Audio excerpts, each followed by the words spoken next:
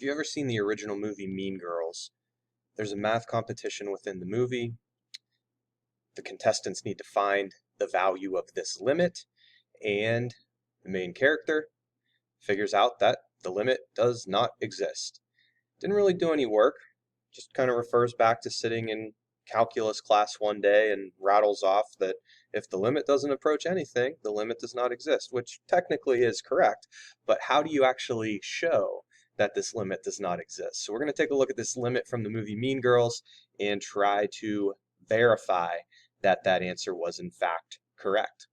Now this video is definitely going to require for you to know what's called L'Hopital's rule. It's definitely going to require for you to know how to analyze limits that have infinite answers. So it's not very easy to do, but we'll go over this over the course of the next couple of screens, starting with this one. So when you try to evaluate a limit, you want to plug in what x is approaching and look for a signal.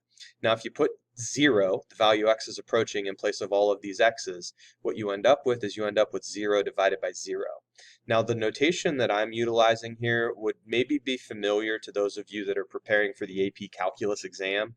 And I'm guessing a lot of college professors would likewise not want you to write 0 over 0 anywhere on your page. 0 over 0 is an indeterminate form. 0 divided by a number is supposed to be 0. Number divided by 0 is supposed to be undefined. Number divided by itself is supposed to be 1. So when we've got all of those things happening simultaneously, we have to classify 0 over 0 as an indeterminate form. And so what I've done is I've checked the limit of the numerator, natural log of 1 minus sine of 0. Both of these are 0. 0 minus 0 is 0. And I've checked the limit of the denominator.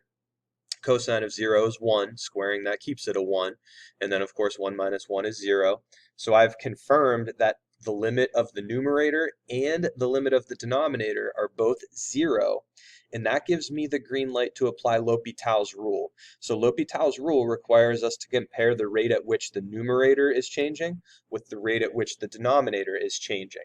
So I'm taking the derivative of this numerator, I'm taking the derivative of this denominator.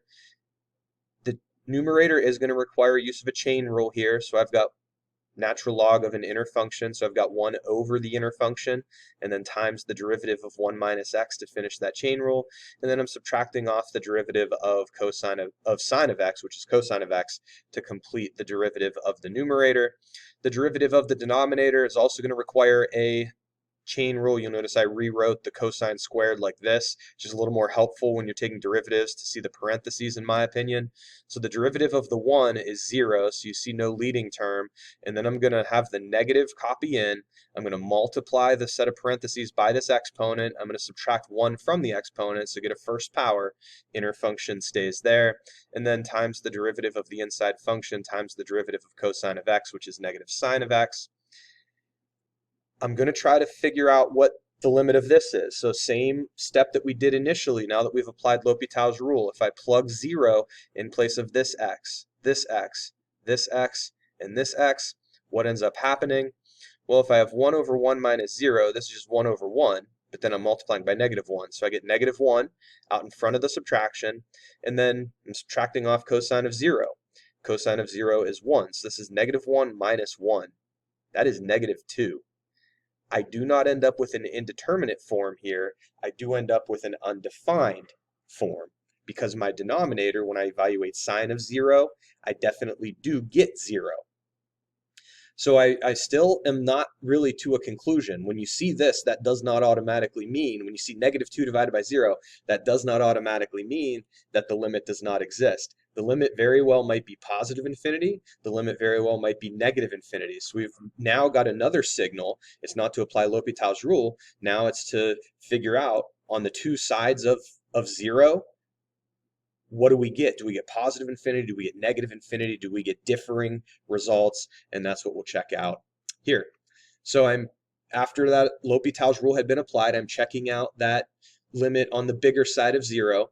And the thing that I always try to convince my students is that really the only thing you have to be careful with when you're doing this sort of analysis is the component that's making your denominator 0.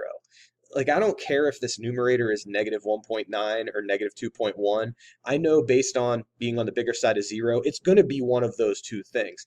I don't care if I'm negative 1.9 or negative 2.1, I know my numerator is negative. Now you will notice I got rid of this negative and this negative. If you multiply a negative with a positive with a negative, the end result's positive, so I basically just got rid of those two negative signs. So I know the 2 is positive. I know cosine of 0 is close to positive 1. Again, point being, I know it's positive. How about sine of 0, but a slightly positive 0? So I went to this location here on the unit circle. That angle is slightly above 0.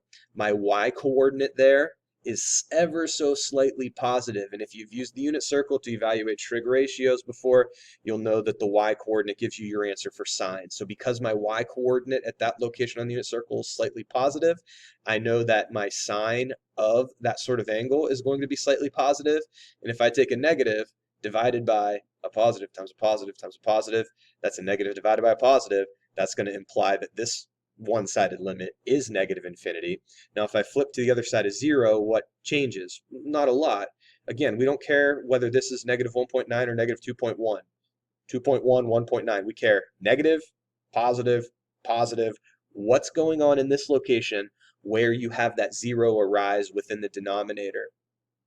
So if I think about plugging in a value that's slightly beneath 0 to the sine function, an angle slightly beneath 0 is going to mean I'm dropping into the fourth quadrant to plot that angle. Once again, if I'm trying to figure out my result for sine of that angle that I've plotted, I'm looking at the y-coordinate. This time around, the y-coordinate is slightly negative. So I know that in this location in my denominator, I'm going to get a small negative value. I'm looking at a negative divided by positive, positive times negative. A negative divided by a negative, that is going to give me a result of positive infinity. So with 6-7 minutes worth of discussion, L'Hopital's rule, one-sided limits, we've finally shown that the one-sided limits are not equal. One's negative infinity, one's positive infinity, and that's what confirms to us that the limit does not exist.